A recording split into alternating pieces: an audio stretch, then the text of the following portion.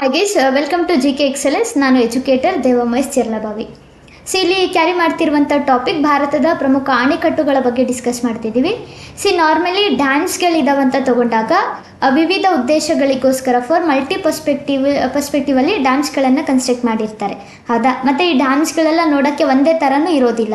ಒಂದು ಲೀನಿಯರ್ ಫಾರ್ಮಲ್ಲಿ ನೋಡ್ತೀವಿ, ಸಮಾನಾಂತರವಾದ ಅಣೆಕಟ್ಟು ಇರುತ್ತೆ. ಕೆಲವೊಂದು ಕಡೆಗೆ ಈ ಥರ ಆರ್ಚ್ ಶೇಪಲ್ಲಿ ನೋಡ್ತೇವೆ. ಹೌದಾ? ಇಲ್ಲಿದೆ ನೋಡಿ, ಇದು ಆರ್ಚ್ ಡ್ಯಾಮ್ ಅಂತ ಹೇಳಿ ನೋಡ್ತಾ ಬರ್ತೀವಿ. ಕಮಾನು ರೂಪದಲ್ಲಿ ನಿರ್ಮಾಣಗೊಂಡಿರುವಂಥ ಅಣೆಕಟ್ಟು ಅಂತ ಹೇಳಿ ನೋಡ್ತಾ ಬರೋದು. ಅಲ್ಲಿ ಯಾವ ಥರದ ಒಂದು ವೇವ್ ಪ್ರೆಷರ್ ಅಂತ ಇರ್ತದೆ, ಅಲೆಗಳಿರ್ತದಲ್ಲ, ಅಲೆಗಳ ಒಂದು ಪ್ರೆಷರ್ ಇರುತ್ತೆ. ಅದ್ರ ಮೇಲೆ ವಾಟರ್ ಪ್ರೆಷರ್ ಕ್ರಿಯೇಟ್ ಆಗ್ತಿರುತ್ತೆ ಡ್ಯಾನ್ಸ್ಗಳ ಮೇಲೆ. ಮತ್ತು ಆ ಜಾಗದಲ್ಲಿ ಸಿಲ್ಟ್ ಫಾರ್ಮೇಷನ್ ಇರ್ತದೆ, ಹೂಳು ಅಂತ ಹೇಳ್ತೀವಿ, ಅದರದ್ದು ಒಂದು ಫಾರ್ಮ್ ಇದ್ದು ಅದಕ್ಕೊಂದು ಪ್ರೆಷರ್ ಕ್ರಿಯೇಟ್ ಆಗ್ತಾ ಇರುತ್ತೆ ಮತ್ತು ಅಲ್ಲಿ ಯಾವ ಥರದ ಲ್ಯಾಂಡ್ ಸ್ಕೇಲ್ ಇದೆ ಅಂತ ಹೇಳಿ ನೋಡಬೇಕು. ಆ ಭೂ ಸ್ವರೂಪ ಯಾವ ಥರ ಇದೆ, ಅಲ್ಲಿ ವಾಟರ್ ಬೇಸಿನ್ ಎಷ್ಟು ಮಟ್ಟಿಗೆ ಹರಿದು ಬರ್ತಾ ಇದೆ, ನದಿ ಎಷ್ಟು ಮಟ್ಟಿಗೆ ಹರಿದು ಬರ್ತಾ ಇದೆ, ಮತ್ತು ಎಷ್ಟು ದೊಡ್ಡ ರಿಸರ್ವೈರನ್ನು ಅಲ್ಲಿ ಕನ್ಸ್ಟ್ರಕ್ಟ್ ಮಾಡಬಹುದು, ಇದನ್ನೆಲ್ಲ ನೋಡ್ಕೊಂಡು ಅಲ್ಟಿಮೇಟ್ಲಿ ಡ್ಯಾಮ್ಸ್ಗಳನ್ನು ಕನ್ಸ್ಟ್ರಕ್ಟ್ ಮಾಡ್ತಾರೆ. ನಾರ್ಮಲಿ ಇಲ್ಲಿ ಡ್ಯಾಮ್ ಇದಾವಂತ ತಗೊಂಡಾಗ ಅಫ್ಕೋರ್ಸ್ ವಿವಿಧ ಉದ್ದೇಶಗಳಿರೋದ್ರಿಂದನೇ ಡ್ಯಾಮ್ಸ್ಗಳನ್ನು ಕನ್ಸ್ಟ್ರಕ್ಟ್ ಮಾಡೋದು. ಹಾಗಾದರೆ ಯಾವ ಕಾರಣಕ್ಕೋಸ್ಕರ ಡ್ಯಾಮ್ಸ್ಗಳನ್ನು ಕನ್ಸ್ಟ್ರಕ್ಟ್ ಮಾಡ್ತಾರೆ? Multi perspective. ಅಲ್ಲಿ ನೀರಾವರಿ ಬೆಸಿನ್ ಆದರೂ ಆಗಿರಬಹುದು, ಇರಿಗೇಟಿವ್ ಪರ್ಸ್ಪೆಕ್ಟಿವ್, ಇಂಡಸ್ಟ್ರಿಯಲ್ ಬೆಸಿನ್ ಅಂತ ಹೇಳಿ ತಗೊಂಡಾಗ ಹೌದಾ, ಕೈಗಾರಿಕೆಗಳಿಗೆ ಅನುಕೂಲ ಆಗೋ ರೀತಿ ಒಳಗಡೆ ಹೌದಾ, ಇಂಡಸ್ಟ್ರಿಗಳಿಗೆ ನೀಡೆಡ್ ಇದ್ದೇ ಇರ್ತದೆ ವಾಟರ್ ಬೇಸಿನ್. ಅಲ್ಲಿ ಇಂಡಸ್ಟ್ರಿ ಪರ್ಸ್ಪೆಕ್ಟಿವ್ ಅಥವಾ ದೈನಂದಿನ ಜೀವನಕ್ಕೋಸ್ಕರ ವಾಟರ್ ಬೇಸಿನ್ ಬೇಕಾಗುತ್ತೆ.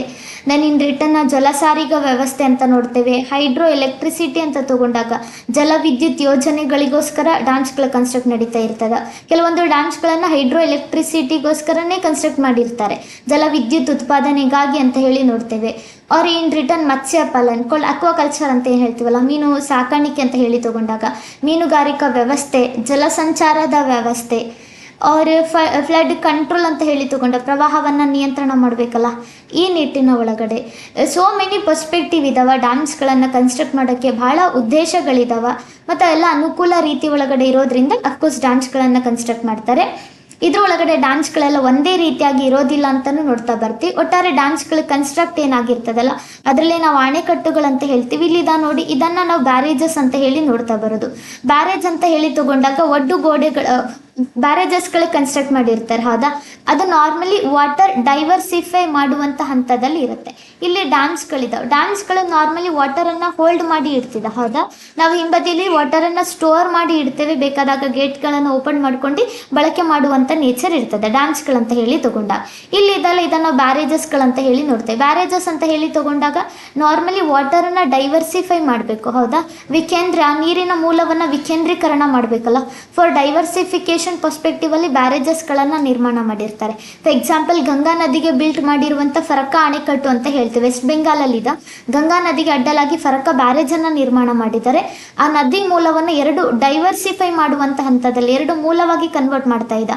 ವಿಕೇಂದ್ರೀಕರಣ ಮಾಡಬೇಕು, ಡೈವರ್ಸಿಫಿಕೇಶನ್ ಮಾಡಬೇಕಂದ್ರೆ ಬ್ಯಾರೇಜಸ್ಗಳನ್ನು ಕನ್ಸ್ಟ್ರಕ್ಟ್ ಮಾಡ್ತಾರೆ. ಅಫ್ಕೋರ್ಸ್ ಅದು ಕೂಡ ಫ್ಲಡ್ ಕಂಟ್ರೋಲ್ ಮಾಡೋ ಬೇಸಿನಲ್ಲಿ ಇದೆ.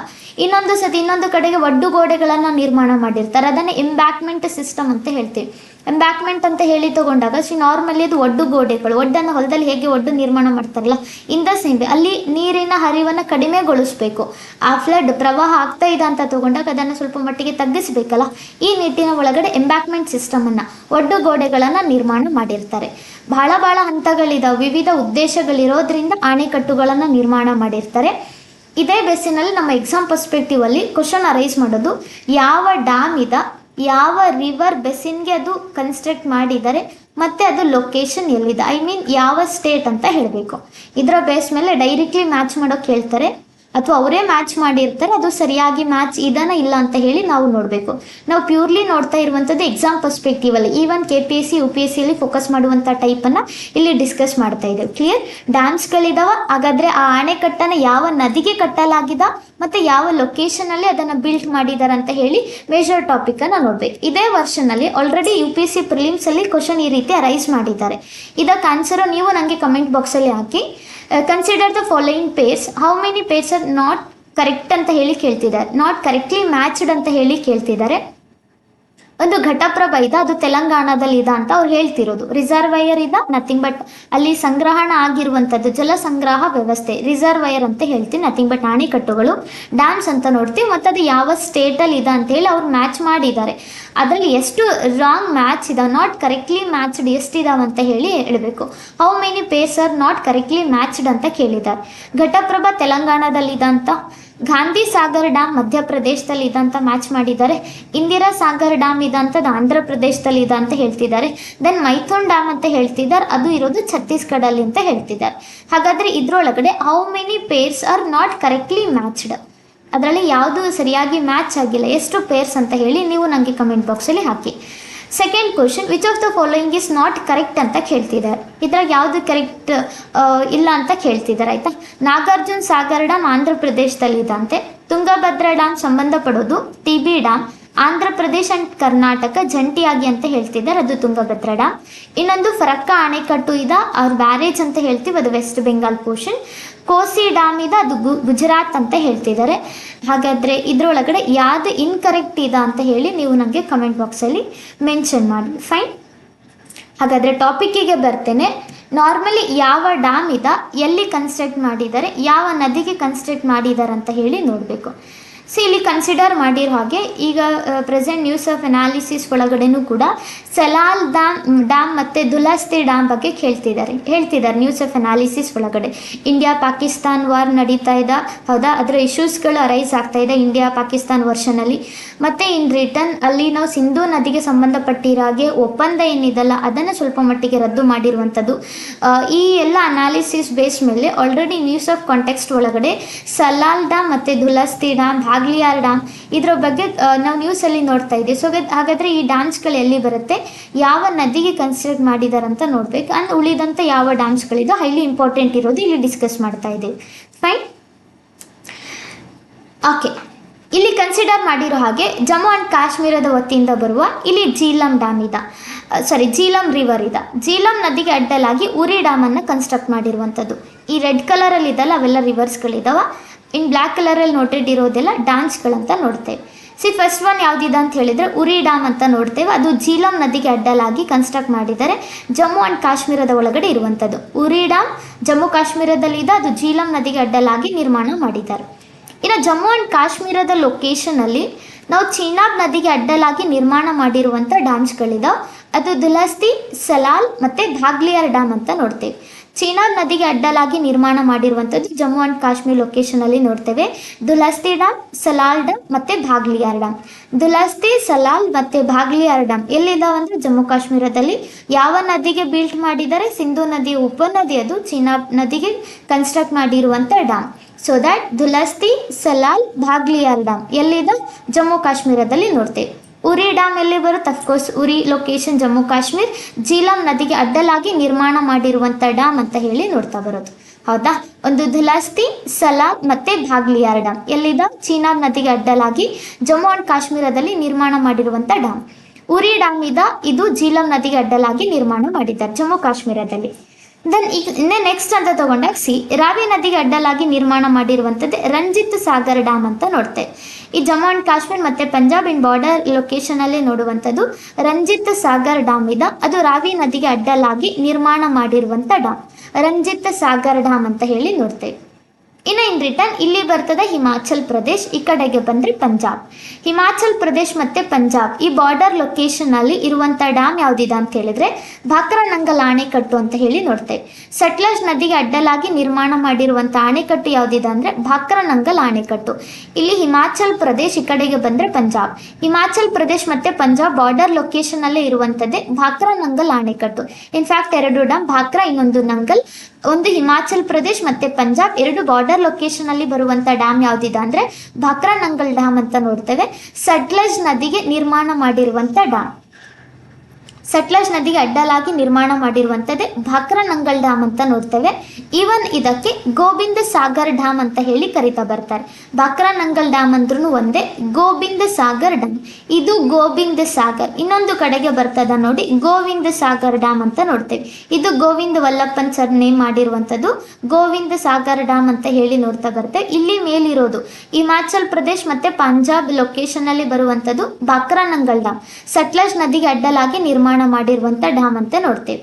ಇದೇ ಡ್ಯಾಮ್ನ ಕುರಿತಾಗಿ ಭಾಕ್ರಾನಂಗಲ್ ಡ್ಯಾಮ್ನ ಕುರಿತಾಗಿ ಜವಾಹರ್ಲಾಲ್ ನೆಹರು ಅವರು ಒಂದು ಸ್ಟೇಟ್ಮೆಂಟ್ ಅನ್ನ ನೀಡ್ತಾರೆ. ಇದು ಒಂದು ದೇವಸ್ಥಾನ ಇದ್ದ ಹಾಗೆ, ಪುನರುತ್ಥಾನ ಆಗ್ತಾ ಇರುವಂಥ ಭಾರತಕ್ಕೆ ದೇವಸ್ಥಾನ ಅಂತ ಹೇಳಿ ಮೆನ್ಷನ್ ಮಾಡ್ತಾರೆ. ರೀಸರ್ಜೆಂಟ್ ಇಂಡಿಯಾಗೆ ಇದು ಒಂದು ಟೆಂಪಲ್ ರೀತಿಯಲ್ಲಿ ಇದೆ ಅಂತ ಹೇಳಿ ಮೆನ್ಷನ್ ಮಾಡೋದು. ಜವಾಹರ್ಲಾಲ್ ನೆಹರು ಅವರು ಪುನರುತ್ಥಾನ ಅಂದರೆ ನಿರ್ಮಾಣ ಆಗ್ತಾ ಇರುವಂಥ ಭಾರತಕ್ಕೆ ಇದು ಒಂದು ದೇವಸ್ಥಾನದ ರೀತಿಯಲ್ಲಿ ಕಾಣಿಸ್ತಾ ಇದೆ ಅಂತ ಹೇಳಿ ಈ ಒಂದು ಡ್ಯಾಮ್ನ ಕುರಿತಾಗಿನೇ ಸ್ಟೇಟ್ಮೆಂಟನ್ನು ನೀಡ್ತಾರೆ ಜವಾಹರ್ಲಾಲ್ ನೆಹರು ಅವರು. ಇದು ಭಾಕ್ರಾನಂಗಲ್ ಡ್ಯಾಮ್ ಸಟ್ಲಜ್ ನದಿಗೆ ನಿರ್ಮಾಣ ಮಾಡಿರುವಂಥ ಡ್ಯಾಮ್ ಅಂತ ನೋಡ್ತೇವೆ. ಇದಕ್ಕೆ ಇನ್ನೊಂದು ಹೆಸರೇನು ಬರ್ತದೆ, ಗೋವಿಂದ ಸಾಗರ್ ಡ್ಯಾಮ್ ಅಂತ ನೋಡೋದು.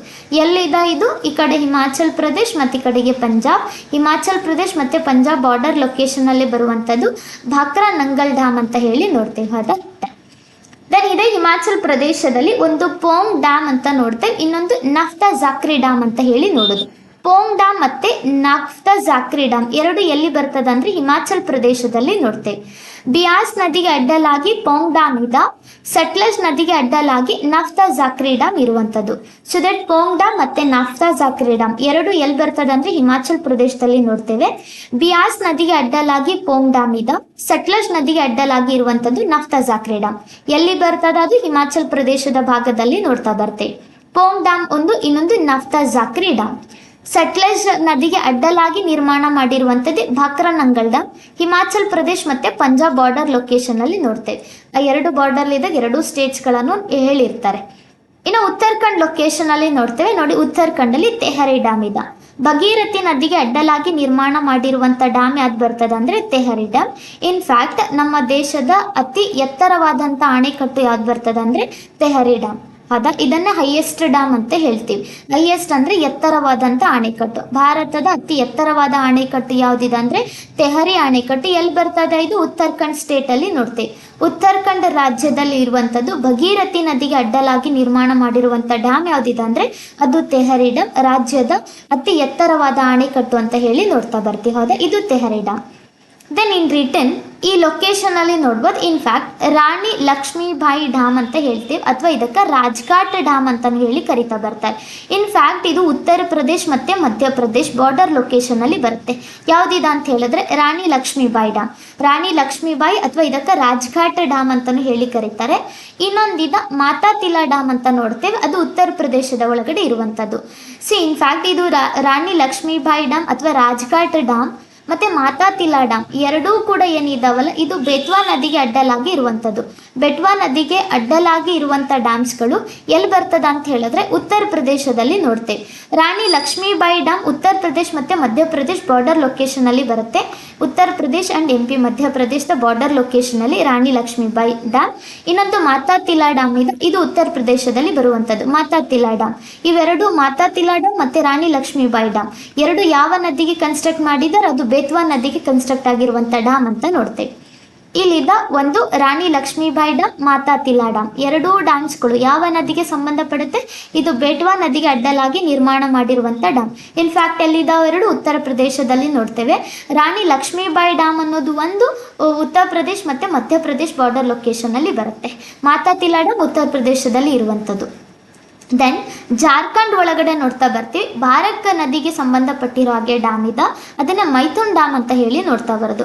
ಭಾರಕ್ ನದಿಗೆ ಅಡ್ಡಲಾಗಿ ನಿರ್ಮಾಣ ಮಾಡಿರುವಂಥ ಡ್ಯಾಮ್ ಇದೆ ಅಂದರೆ ಮೈಥುನ್ ಡ್ಯಾಮ್. ಎಲ್ಲಿ ಬರ್ತದೆ ಅಂದರೆ ಇದು ಜಾರ್ಖಂಡ್ ಒಳಗಡೆ ನೋಡ್ತಾ ಬರ್ತೀವಿ. ಭಾರಕ್ ನದಿಗೆ ಅಡ್ಡಲಾಗಿ ನಿರ್ಮಾಣ ಮಾಡಿರುವಂಥದ್ದೇ ಇದು ಮೈಥುನ್ ಡ್ಯಾಮ್. ಭಾರಕ್ ನದಿ ಅನ್ನೋದು ದಾಮೋದರ್ ನದಿಯ ಉಪನದಿಯಾಗಿ ಸಿಗುತ್ತೆ. ನಮಗೆ ಭಾರಕ್ ನದಿಗೆ ಅಡ್ಡಲಾಗಿ ನಿರ್ಮಾಣ ಮಾಡಿರುವಂಥದ್ದೇ ಮೈಥುನ್ ಡ್ಯಾಮ್. ಎಲ್ಲಿ ಬರ್ತದೆ? ಇದು ಜಾರ್ಖಂಡ್ ಒಳಗಡೆ ನೋಡ್ತಾ ಬರ್ತೀವಿ. ಮೇಲೋದ್ರೆ ಉತ್ತರ ಪ್ರದೇಶ ಇದೆ, ಕೆಳಗೆ ಬಂದರೆ ಛತ್ತೀಸ್ಗಢ ಬಾರ್ಡರ್ ಲೊಕೇಶನ್. ಇದ್ಯಾವುದಿದೆ ಅಂತ ಹೇಳಿದ್ರೆ ರಿಹಾಂದ್ ನದಿಗೆ ಅಡ್ಡಲಾಗಿ ನಿರ್ಮಾಣ ಮಾಡಿರುವಂಥದ್ದೇ ರಿಹಾಂದ್ ಆಣೆಕಟ್ಟು ಅಂತ ನೋಡ್ತೇವೆ. ಉತ್ತರ ಪ್ರದೇಶ್ ಮತ್ತು ಛತ್ತೀಸ್ಗಢ ಬಾರ್ಡರ್ ಲೊಕೇಶನಲ್ಲಿ ಬರುತ್ತೆ. Majority area Uttar Pradesh. So that ಉತ್ತರ ಪ್ರದೇಶದ ಒಳಗಡೆ ಇರುವಂಥದ್ದೇ ರಿಹಾಂದ್ ಆಣೆಕಟ್ಟು.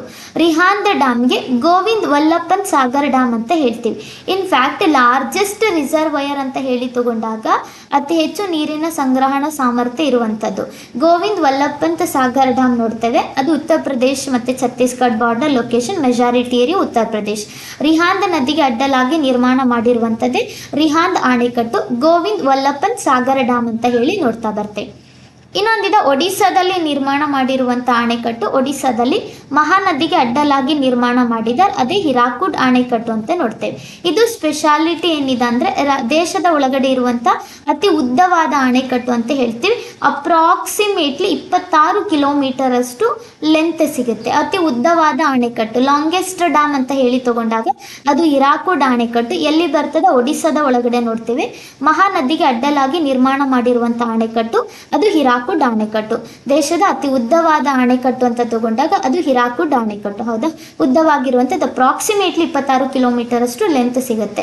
ಅದನ್ನ ವೀಕ್ಷಣೆ ಮಾಡ್ಬೇಕಂತ ಹೇಳಿ 2 ವೀಕ್ಷಣಾ ಗೋಪುರಗಳನ್ನು ನಿರ್ಮಾಣ ಮಾಡಿರ್ತಾರೆ. ಒಂದು ಗಾಂಧಿ ಮಿನಾರ್ ಅಂತ ಹೇಳಿ ನೋಡ್ತೇವೆ, ಇನ್ನೊಂದು ನೆಹರು ಮಿನಾರ್ ಅಂತ ಹೇಳಿ ನೋಡ್ತಾ ಬರೋದು.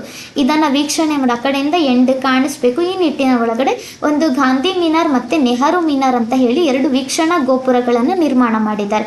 ಅಪ್ರಾಕ್ಸಿಮೇಟ್ಲಿ ಇದು 26 ಕಿಲೋಮೀಟರ್ ಅಷ್ಟು ಉದ್ದ ಸಿಗುವಂತಹ ಡ್ಯಾಮ್ ಇದೆ.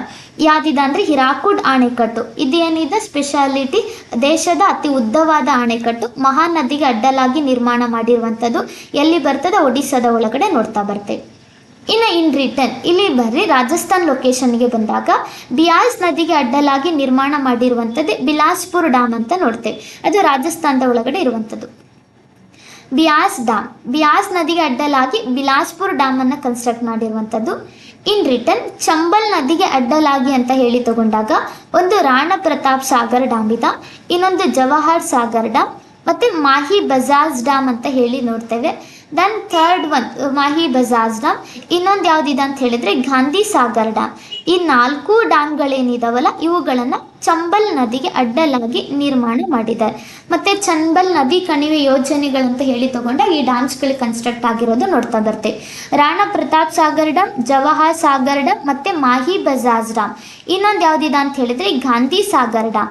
ಈ 4 ಡ್ಯಾಮ್ಸ್ಗಳು ಇರುವಂಥದ್ದು ಚಂಬಲ್ ನದಿಗೆ ಅಡ್ಡಲಾಗಿ ನೋಡ್ತಾ ಬರ್ತೇವೆ. ಚಂಬಲ್ ನದಿಗೆ ನಿರ್ಮಾಣ ಮಾಡಿರುವಂಥ ಡ್ಯಾಮ್ಸ್ಗಳು 4 ಇದಾವೆ. ಮೇನ್ಲಿ ಇಂಪಾರ್ಟೆಂಟ್ ಇರೋದು ಒಂದು ರಾಣಾ ಪ್ರತಾಪ್ ಸಾಗರ್ ಡ್ಯಾಮ್, ಇನ್ನೊಂದು ಜವಾಹರ್ ಸಾಗರ್ ಡ್ಯಾಮ್, ಮಾಹಿ ಬಜಾಜ್ ಡ್ಯಾಮ್ ಮತ್ತು ಗಾಂಧಿ ಸಾಗರ್ ಡ್ಯಾಮ್ ಅನ್ನು ನೋಡ್ತೇವೆ. ಚಂಬಲ್ ನದಿಗೆ ನಿರ್ಮಾಣ ಮಾಡಿದ್ದಾರೆ. ಅದ್ರ ಒಳಗಡೆ ರಾಣಾ ಪ್ರತಾಪ್ ಸಾಗರ್, ಜವಾಹರ್ ಸಾಗರ್ ಮತ್ತು ಮಾಹಿ ಬಜಾಜ್ ಡ್ಯಾಮ್ ಅವು ಎಲ್ಲಿ ಬರ್ತದೆ ಅಂದರೆ ರಾಜಸ್ಥಾನದಲ್ಲಿ ನೋಡ್ತೇವೆ. ಗಾಂಧಿ ಸಾಗರ್ ಡ್ಯಾಮ್ ಇದು ಒಂದು ಮಾತ್ರ ನಮ್ಮ ಮಧ್ಯಪ್ರದೇಶದಲ್ಲಿ ನೋಡ್ತೇವೆ. ನೋಡಿ, ಚಂಬಲ್ ನದಿಗೆ ಅಡ್ಡಲಾಗಿ ನಿರ್ಮಾಣ ಮಾಡಿರುವಂಥದ್ದು ಗಾಂಧಿ ಸಾಗರ್ ಡ್ಯಾಮ್ ಎಲ್ಲಿ ಬರ್ತದೆ? ಮಧ್ಯಪ್ರದೇಶದಲ್ಲಿ. ಇನ್ನು ಉಳಿದಂಥ ಅದೇ ಚಂಬಲ್ ನದಿಗೆ ಬಿಲ್ಟ್ ಮಾಡಿದಾರಲ್ಲ ರಾಣಾ ಪ್ರತಾಪ್ ಸಾಗರ್ ಡ್ಯಾಮ್, ಜವಾಹರ್ ಸಾಗರ್ ಡ್ಯಾಮ್ ಮತ್ತು ಮಾಹಿ ಬಜಾಜ್ ಡ್ಯಾಮ್, ಇವು ಚಂಬಲ್ ನದಿಗೆ ಅಡ್ಡಲಾಗಿನೇ ಇರುವಂಥದ್ದು. ಸೊ ದಟ್ ಇವೆಲ್ಲ ರಾಜಸ್ಥಾನದಲ್ಲಿ ಬರ್ತದ.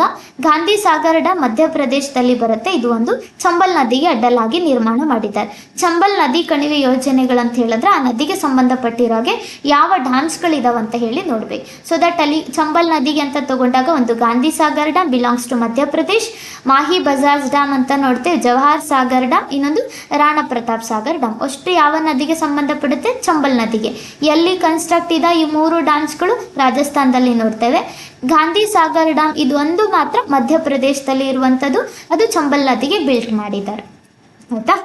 ಇನ್ ರಿಟರ್ನ್ ನಾವು ಸರ್ದಾರ್ ಸರೋವರ್ ಡ್ಯಾಮ್ ಆಯಿತು ಮತ್ತು ಇಂದಿರಾ ಸಾಗರ್ ಡ್ಯಾಮ್ ಇವೆರಡು ಏನಿದಾವಲ್ಲ ನರ್ಮದಾ ನದಿಯ ಬೆಸ್ಸಿನಲ್ಲಿ ಇರುವಂಥ ಡ್ಯಾಮ್ಸ್ಗಳು.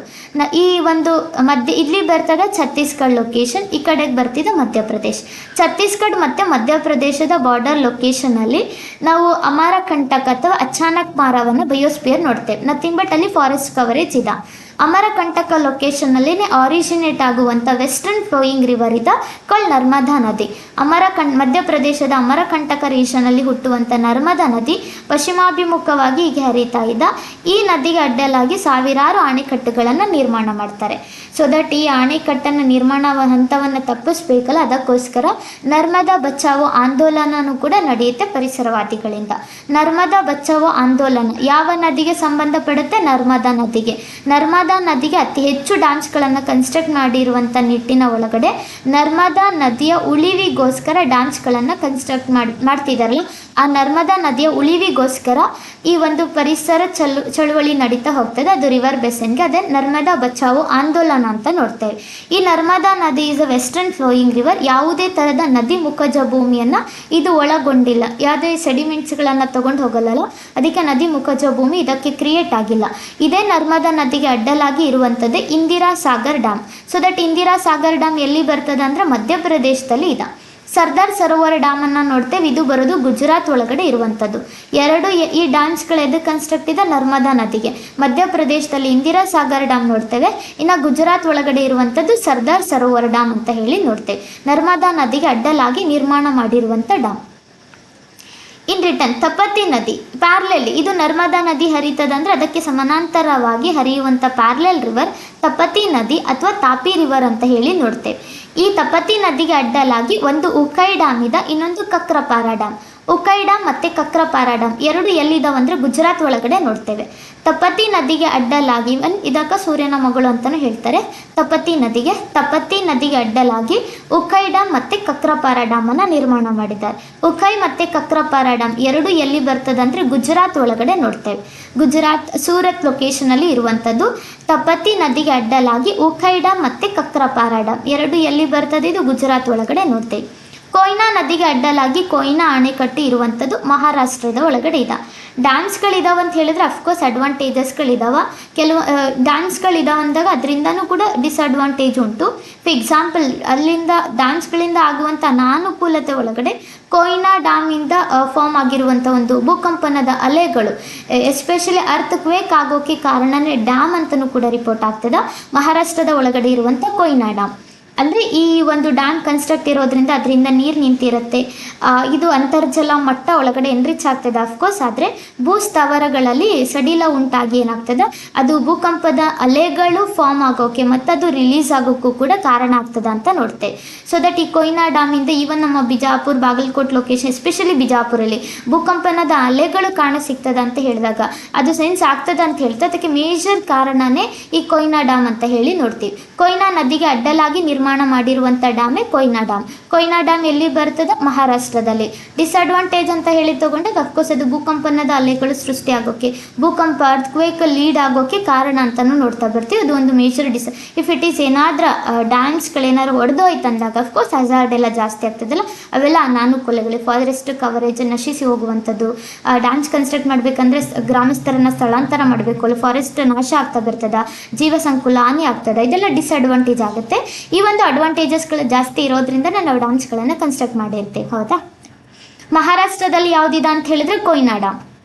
ಕೊಯ್ನಾ ನದಿಗೆ ಅಡ್ಡಲಾಗಿ ನಿರ್ಮಾಣ ಮಾಡಿರುವಂಥ ಡ್ಯಾಮ್ ಇದೆ. ಅದೇ ಮಹಾರಾಷ್ಟ್ರದಲ್ಲಿ ಭೀಮಾ ನದಿಗೆ ಅಡ್ಡಲಾಗಿ ನಿರ್ಮಾಣ ಮಾಡಿರುವಂಥದ್ದು ಉಜ್ಜಯಿನಿ ಡ್ಯಾಮನ್ನು ನೋಡ್ತೇವೆ.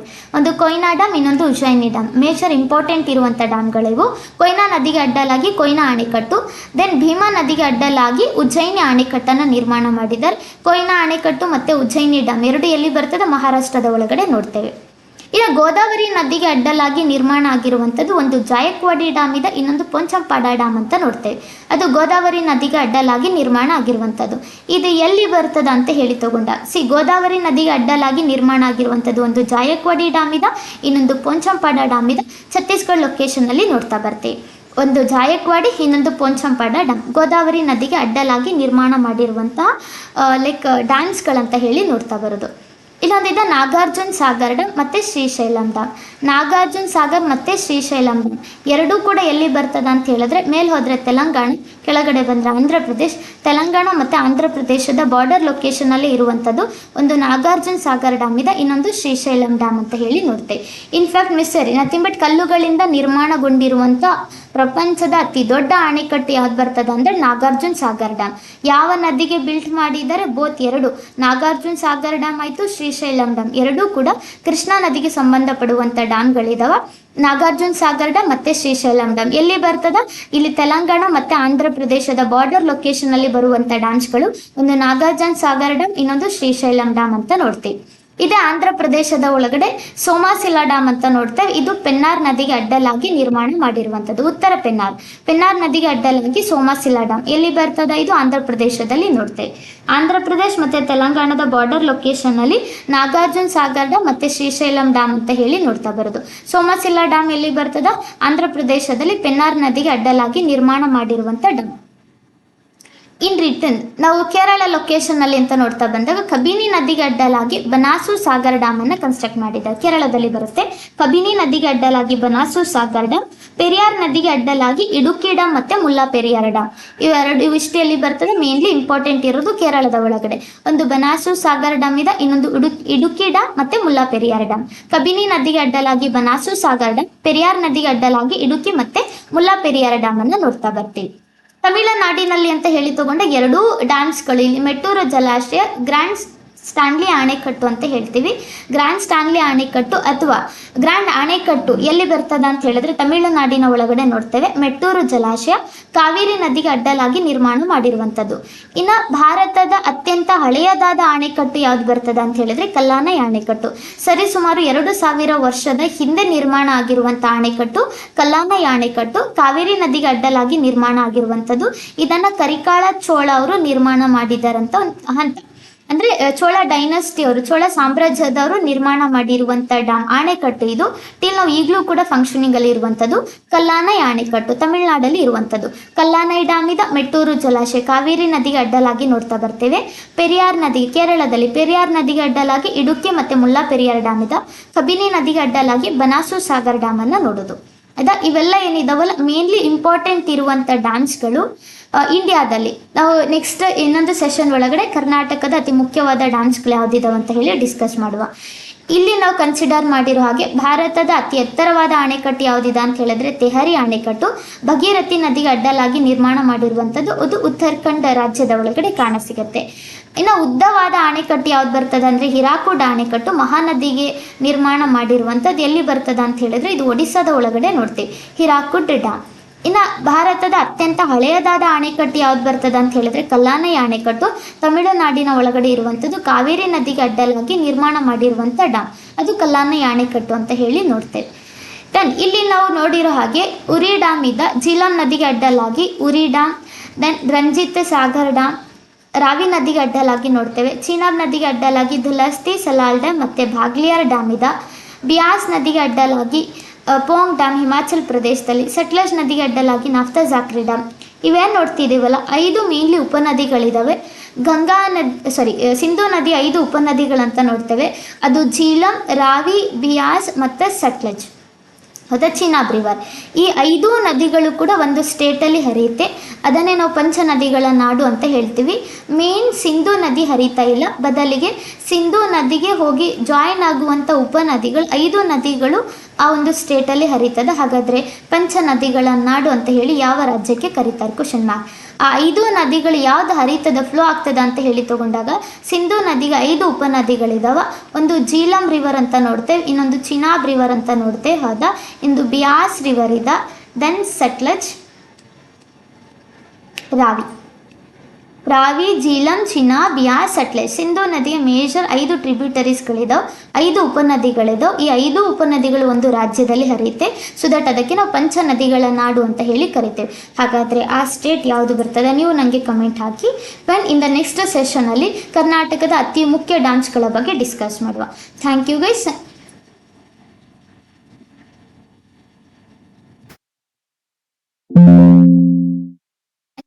ಇಂಪಾರ್ಟೆಂಟ್ ಪಾರ್ಟನ್ನು ಸೆಕೆಂಡ್ ಪಾರ್ಟ್ ನೆಕ್ಸ್ಟ್ ವಿಡಿಯೋದಲ್ಲಿ ನೋಡುವ.